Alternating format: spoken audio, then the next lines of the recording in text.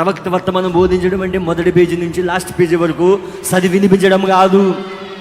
అది స్కూల్ పిల్లోడు కూడా చదివి వినిపిస్తాడు. ఇక్కడ ప్రవక్త వర్తమానాన్ని, దాని భావమును, తాత్పర్యమును, ప్రవక్త తీసుకొచ్చిన వర్తమానమును, 5-fold మినిస్ట్రీ వధువుకి అర్థమయ్యేటట్లు బోధించడమే 5-fold మినిస్ట్రీ అయి ఉన్నది.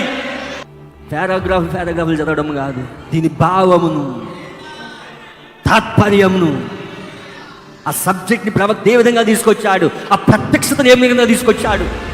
ప్రవక్త ఎప్పుడు ఆది కాలం నుండి ప్రకటన గ్రంథం వరకు ఆ ప్రత్యక్షత బోధిస్తూ ఉంటాడు.